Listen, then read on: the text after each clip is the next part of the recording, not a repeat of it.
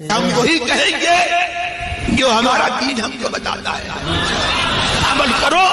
تو تمہارا بھلا ہے۔ جو راہ پر آیا وہ اپنے ہی بھلے کو راہ پر آیا، اور جو بہکا تو اپنے ہی برے کو بہکا، اور کوئی بوجھ اٹھانے والی جان دوسرے کا بوجھ نہ اٹھائے گی، اور ہم عذاب کرنے والے نہیں ہیں جب تک رسول نہ بھیج دیں۔ یعنی پچھلی آیات میں یہ بتایا گیا تھا کہ اللہ تبارک و تعالیٰ نے رات اور دن کو پیدا کیا، جس سے زمانے کی مختلف حالتوں کا پتہ چلتا ہے۔ اب اس آیت کریمہ میں انسان کی دو حالتیں بیان کی جا رہی ہیں، یعنی ایک حالت گمراہی اور دوسری حالت یہ ہدایت۔ تو گمراہی یہ رات کی طرح ہے اور ہدایت یہ دن کی طرح روشن ہے۔ تو یہاں پر اب رات اور دن کے بعد میں اللہ نے ہدایت اور گمراہی کا ذکر فرمایا، اور پچھلی آیات میں میدان قیامت کے بارے میں بتایا گیا تھا کہ ہم نے ہر انسان کے لیے اس کا جو نامہ اعمال ہے وہ اس کو دے دیا ہے کہ اس کو سمجھ لے۔ اب اس آیت کریمہ کے اندر جو ہے وہ یہ بتایا جا رہا ہے کہ ہم نے ہر انسان کے پاس میں انبیاء کرام کو بھیجا تاکہ وہ بات کو سمجھ لیں اور اپنا نامہ اعمال اچھا کر لیں، تاکہ قیامت کے میدان میں آئیں تو اچھے اعمال کے ساتھ میں آئیں۔ یہ جو آیت کریمہ ہے اس کی شان نزول کے بارے میں حافظ الحدیث ابن عبد البر نے حضرت ام المومنین عائشہ صدیقہ رضی اللہ تعالیٰ عنہا سے روایت کی کہ ایک بار حضرت خدیجۃ الکبریٰ رضی اللہ تعالیٰ عنہا نے اللہ کے رسول علیہ السلام سے پوچھا کہ یا رسول اللہ صلی اللہ علیہ وسلم، مشرکین کے نابالغ بچوں کا آخرت میں کدھر ٹھکانہ ہوگا، جنت میں یا جہنم میں؟ تو اللہ کے رسول علیہ السلام نے ارشاد فرمایا اللہ بہتر جانتا ہے۔ تب اس کے بعد میں اللہ تبارک و تعالیٰ نے یہ آیت کریمہ اتاری اور ان کے اندر اولاد کا ماں باپ سے دنیا اور آخرت کے اندر جو تعلق ہے اس کو بیان فرمایا کہ دنیا میں اولاد یہ سلوک کرے، چاہے کسی بھی طریقے سے ماں باپ کے ساتھ میں رہے، لیکن ماں باپ کا بوجھ جو ہے وہ قیامت کے دن اولاد نہیں اٹھائے گی۔ تو یہاں پر اس کو اللہ تعالیٰ نے ذکر فرمایا۔ اور ایک قول یہ ہے کہ ولید بن مغیرہ کافر یہ سردار مکہ نے اللہ کے رسول علیہ السلام کے بارے میں جو ہے وہ بڑے نازیبہ کلمات کہے، اور اس کے بعد میں وہ کہنے لگا کہ میں گناہ کا بوجھ میں اٹھا لوں گا قیامت کے دن اور میں اس کا ذمہ دار ہوں۔ تو اللہ تعالیٰ نے ارشاد فرمایا کوئی بوجھ اٹھانے والی جان قیامت کے دن دوسرے کا بوجھ نہیں اٹھائے گی۔ اب ان آیات میں آپ دیکھیں رب نے فرمایا جو ہدایت یافتہ ہوا وہ اپنے بھلے کو، اور جو گمراہ ہوا وہ اپنے نقصان کو۔ یعنی اگر کوئی ہدایت پہ آئے گا تو اس میں اور اگر کوئی گمراہی کو اختیار کرے گا تو اس میں اس کا اپنا نقصان ہے۔ ایسا نہیں کہ کوئی بندہ جو ہے وہ گمراہ ہو کر کے کسی اور کو نقصان پہنچا رہا، نہیں، جو بھی ہدایت اور گمراہی کو اختیار کرتا ہے اس کا فائدہ اور نقصان خود اسی کو ملتا ہے۔ اور یہاں پہ جو یہ فرمایا گیا کہ وَلَا تَزِرُ وَازِرَةٌ وِزْرَ أُخْرَىٰ کہ کوئی بوجھ اٹھانے والی جان دوسرے کا بوجھ نہیں اٹھائے گی، یہاں پر یہ ایک سوال کیا جا سکتا ہے کہ اللہ تبارک و تعالیٰ نے قرآن پاک میں ایک جگہ تو یہ فرمایا کہ وَمِنْ أَوْزَارِ الَّذِينَ يُضِلُّونَهُمْ، یعنی قیامت کے دن یہ لوگ اپنا بھی بوجھ اٹھائیں گے اور انہوں نے جن کو گمراہ کیا ہے ان کا بھی بوجھ اٹھائیں گے۔ اور یہاں پہ فرمایا جا رہا ہے کہ کوئی دوسرے کا بوجھ نہیں اٹھائے گا۔ تو یہ دو طرح کی آیات ہوئیں۔ اس آیت کریمہ سے تو پتہ چلتا ہے دوسرے کا بوجھ کوئی نہیں اٹھائے گا، اور دوسری آیت کریمہ سے پتہ چلتا ہے کہ جو کسی کو گمراہ کرے گا اس کا بوجھ قیامت کے دن وہ اٹھائے گا۔ تو اس کے جواب میں علماء کرام نے فرمایا کہ ہر انسان بوجھ تو اپنا ہی اٹھائے گا، دوسرے کا بوجھ نہیں اٹھائے گا۔ جہاں یہ فرمایا گیا ہے کہ جو جس کو گمراہ کرے گا قیامت کے دن اس کا بوجھ اٹھائے گا، اس کا مطلب یہ ہے کہ اس کو جو اس نے گمراہ کیا ہے گمراہ کرنے کا وبال اس کو ملے گا۔ اس نے جو دوسرے کو گمراہ کیا ہے گمراہ کرنے کا وبال اس کے اوپر پڑے گا، لیکن جو گمراہ ہوا ہے اپنی گمراہی کا جو عذاب ہے وہ تو خود ہی اٹھائے گا۔ تو پتہ چلا کہ کسی کو گمراہ کرنے والا یہ اس گمراہ کا بوجھ نہیں اٹھائے گا، وہ گمراہ تو اپنا بوجھ خود ہی اٹھائے گا۔ ہاں، اس نے جو گمراہ کیا اور گمراہی کا سبب بنا، اس نے یہ برا کام کیا، اس برے کام کا عذاب جو ہے وہ اس کے اوپر پڑے گا۔ اور یہاں پر اللہ تبارک و تعالیٰ نے جو یہ فرمایا کہ وما كنا معذبین حتی نبعث رسولا، اور ہم عذاب کرنے والے نہیں ہیں جب تک رسول نہ بھیج دیں، یعنی یہ اللہ تبارک و تعالیٰ کی حکمت اور اس کا یہ دستور ہے کہ اللہ تعالیٰ جب تک کسی نبی کو نہ بھیج دے اس وقت تک کسی قوم پر عذاب نہیں کرتا ہے۔ آپ دنیا میں بھی دیکھیں، دنیا میں بھی جب کسی کو سزا دی جاتی ہے تو پہلے حجت کو تمام کر دیا جاتا ہے، تو اسی طرح جو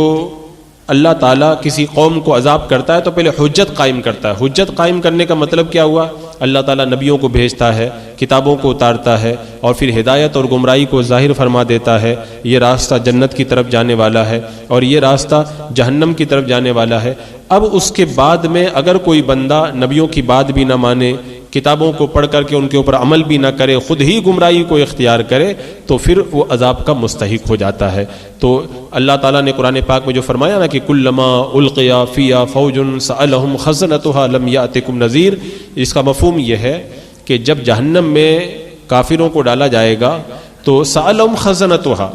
جہنم کا جو داروغہ ہے ان سے پوچھے گا کہ الم یأتکم نذیر، تمہارے پاس کوئی ڈر سنانے والا نہیں آیا؟ تو کہیں گے قالوا بلا قد جاءنا نذیر، ہاں ہمارے پاس آیا، ڈر سنانے والا آیا، لیکن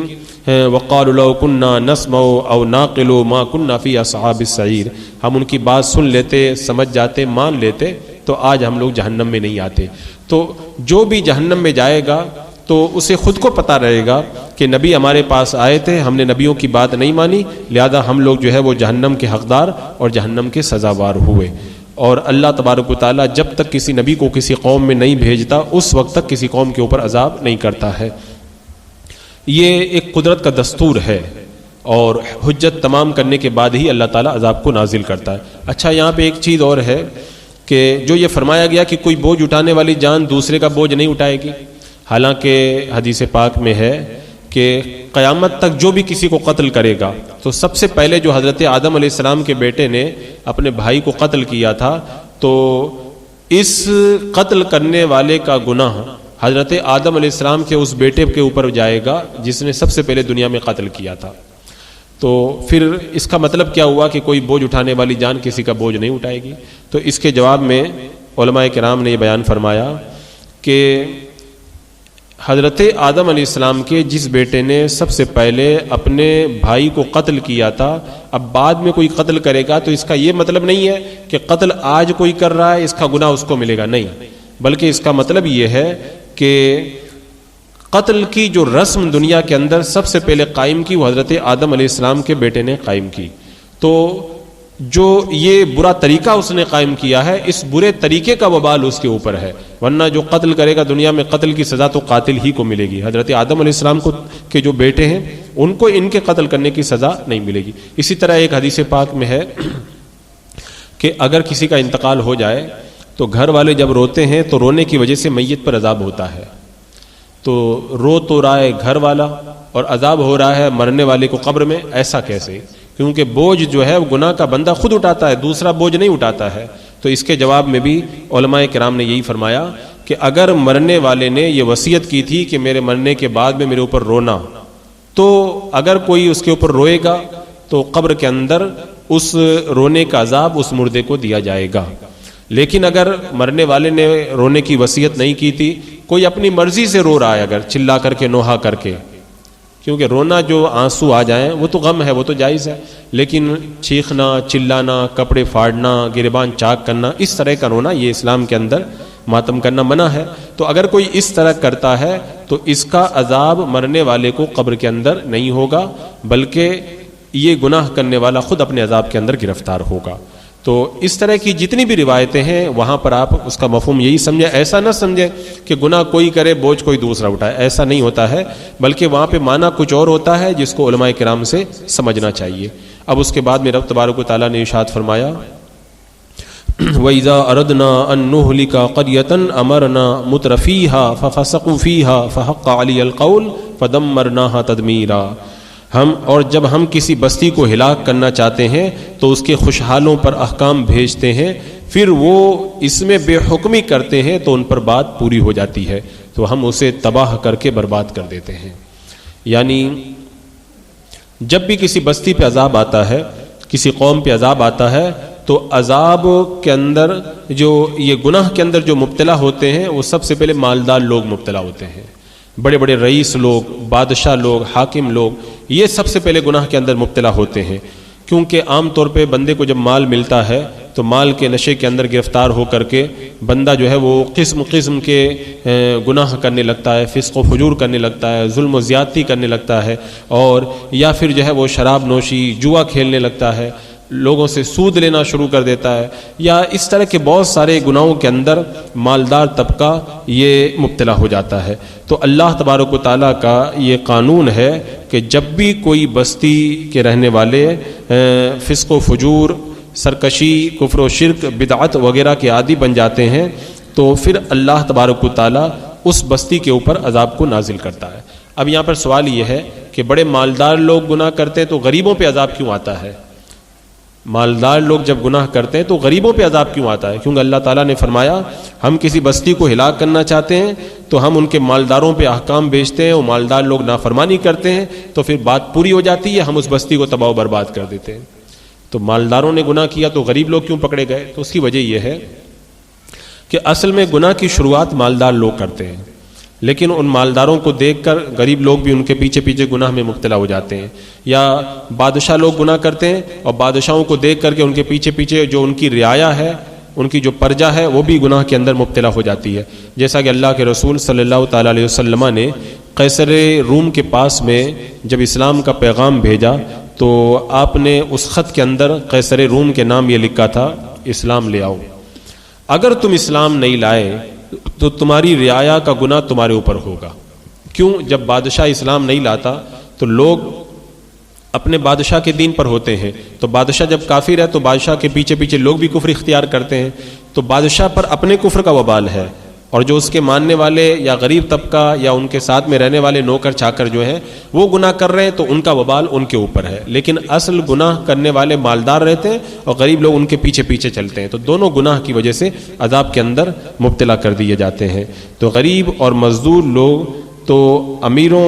کے ماتحت ہوتے ہیں، اور آپ نے دیکھا بھی ہوگا کہ بہت سارے نوکر لوگ اپنے سیٹ کے پیچھے پیچھے چلتے ہیں، سیٹ اگر دیوبندی وہابی ہے تو پھر نوکر چاکر بھی جو ہے وہ اپنے سیٹ کے پیچھے پیچھے وہی سب کرنے لگ جاتے ہیں۔ اسی طرح بہت ساری اس کی مثالیں ہیں۔ تو اللہ تبارک و تعالیٰ کا یہ قانون ہے کہ مالدار لوگ نافرمانی کرتے ہیں اور مالداروں کے پیچھے غریب لوگ ان کی پیروی کرتے ہیں، اللہ تعالیٰ پھر ان کے اوپر عذاب کو نازل فرما دیتا ہے۔ جیسا کہ ایک روایت میں موجود ہے کہ حضرت جبریل علیہ السلام کو حکم دیا گیا کہ فلاں بستی کو جاؤ الٹ دو، تو عرض کی کہ مولا اس بستی کے اندر کچھ نیک لوگ بھی ہیں، تو رب نے فرمایا کہ وہ نیک لوگ تو ہیں لیکن جب وہ گنہگار بدکار لوگ گناہ کرتے ہیں تو یہ نیک لوگ ان کو منع نہیں کرتے، اور یہ نیک لوگ ان کے گناہوں کو دیکھ کر کے ان کے چہرے کا رنگ نہیں بدلتا، یعنی وہ ناگواری کا اظہار نہیں کرتے، تو ان کے گناہوں کو دیکھ کر کے جب وہ بالکل مطمئن ہیں اور آرام سے بیٹھے ہوئے ہیں تو اس کا مطلب یہ ہوا کہ جو گناہ سے روکنے کا ان کے اوپر فریضہ عائد تھا اس کو یہ ذمہ داری کو نہیں نبھا رہے، لہذا گنہگاروں کو تباہ کیا جائے تو ان کے ساتھ میں ان کو بھی تباہ و برباد کر دیا جائے۔ تو اللہ تبارک و تعالیٰ نے یہاں پہ جو فرمایا کہ بات پوری ہو جاتی ہے تو ہم اسے تباہ و برباد کر دیتے ہیں، تو بڑے لوگ پہلے سبب بنتے ہیں اور ان کے پیچھے پیچھے جو ہے وہ چھوٹے لوگ بھی عذاب کے اندر مبتلا ہو جاتے ہیں۔ تو آنن فانن پوری بستی یا پورا محلہ یا پورا گھر یا پورا خاندان تباہ و برباد کر دیا جاتا ہے، ہم اس کو فناہ کر دیتے ہیں، جانور، بچے، بوڑھے، عورتیں، مرد، جوان سب کو ہلاک کر دیا جاتا ہے۔ اب جو باقی بچ جاتے ہیں وہ سوچتے ہیں کہ عذاب کیوں آیا، آگ کیسے لگ گئی، سیلاب کہاں سے آیا، یہ سب کے سب کیسے مر گئے، اور پھر باقی لوگ حیران و پریشان رہ جاتے ہیں۔ تو جب کسی قوم کے بڑے لوگ گناہ کے اندر مبتلا ہوں تو چھوٹے لوگوں کو چاہیے کہ ان کو گناہ سے روکیں، اگر وہ نہیں روکیں گے تو جب بڑے عذاب میں گرفتار ہوں گے تو چھوٹے بھی عذاب میں مبتلا کر دیے جائیں گے۔ ہاں ایک بات یہاں پر اور یہ بھی ہے، اگر چھوٹے لوگ نیک ہیں، اپنی ذمہ داری نبھا رہے ہیں، بڑے لوگ گناہ کر رہے ہیں اور جیسے عذاب آیا تو پوری بستی تباہ و برباد ہو گئی، تو بڑے تو گناہ کی وجہ سے برباد ہوئے، لیکن جو نیک لوگ تھے وہ بھی سیلاب میں ڈوب گئے یا آگ میں جل گئے، تو قیامت کے دن اللہ تعالیٰ جب ان کو اٹھائے گا تو بروں کو تو برائی کے ساتھ اٹھائے گا، لیکن ان نیک لوگوں کو اللہ تعالیٰ اٹھائے گا تو نیکی کے ساتھ اٹھائے گا، ان کو اللہ تعالیٰ جنت عطا فرمائے گا۔ لیکن ابھی عذاب کے اندر جب مبتلا ہوئے تو سب کو تباہ کر دیا جاتا ہے۔ تو فرمایا فحق علی القول فدمرناها تدمیرا۔ تو آج بھی جو بڑے لوگوں کی وجہ سے جو آج فسق و فجور، ظلم و زیادتی بڑھ رہی ہے، اس کی وجہ سے جو ہے وہ اللہ کا ایک طریقہ یہ عذاب ہے کہ بے اطمینانی پھیلی ہوئی ہے، لوگ بے چین ہیں، لوگوں کے کاروبار جو ہیں وہ ختم ہو گئے، ظالم حاکم جو ہے وہ کسی لائق نہیں ہے، چور ڈکیت قسم کے لوگ جو ہے وہ جیت کر کے ہمارے اوپر منتخب ہو کر کے آ رہے ہیں۔ یہ سب ہمارے گناہوں، ہمارے کرتوتوں، ہمارے برے اعمال کی سزا ہے۔ جب ہم اپنی ذمہ داری نبھائیں، نیک بن جائیں گے، اللہ تعالی حالات کو بہتر سے بہتر بنا دے گا۔ بسم اللہ الرحمن الرحیم۔ اللہم صلی علی سیدنا مولانا محمد وبارک وسلم، صلاۃ و سلام علیک یا رسول اللہ۔ یا اللہ یا رحمان یا رحیم العالمین، اپنے محبوبین کے صدقے میں اعمال صالحہ کی توفیق عطا فرما، ہر گناہ ہر برائی سے محفوظ و معمون فرما۔ اے اللہ ایمان پہ زندگی، ایمانی پر خاتمہ نصیب فرما۔ ربنا تقبل منا انک انت السمیع العلیم وتب علینا انک انت التواب الرحیم۔ ان اللہ وملائکتہ یصلون علی النبی یا ایھا الذین آمنوا صلوا علیہ وسلموا تسلیما۔ اللہم صلی علی سیدنا و شفیعنا و حبیبنا مولانا محمد مبارک وسلم، صلاۃ و سلام علیک یا رسول اللہ۔ سبحان ربک رب العزۃ عما یصفون وسلام علی المرسلین والحمد للہ۔